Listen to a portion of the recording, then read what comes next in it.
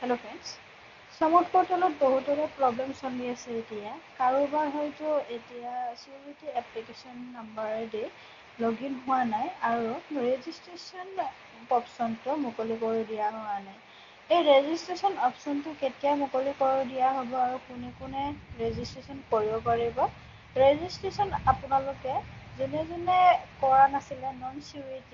তেখেতসকলে আবেদন বা ৰেজিষ্ট্ৰেশ্যন কৰিব পাৰিব আৰু যাৰ CVT এপ্লিকেশ্যন নাম্বাৰ আছে তেখেতসকলে CVT এপ্লিকেশ্যন নাম্বাৰেদি লগইন কৰিব পাৰিব আৰু যদি CVTৰ পাছৱৰ্ডটো আপোনালোকে পাহৰি গৈছে তেতিয়াহ'লে আপোনালোকে ফৰৱাৰ্ডটো মাৰিব পাৰিব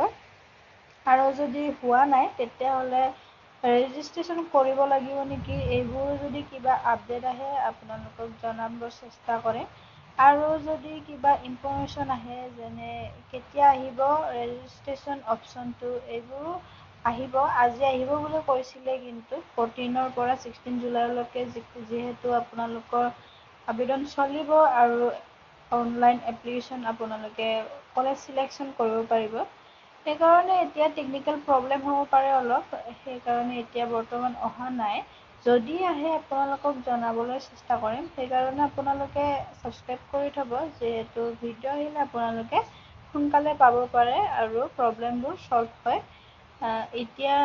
অহা নাই যদি আহে আপোনালোকক জনাম এইখিনিতে যদি ভাল লাগে লাইক কৰিব কমেণ্ট কৰিব আৰু ছাবস্ক্ৰাইব কৰিবলৈ নাপাহৰিব ধন্যবাদ জনাইছোঁ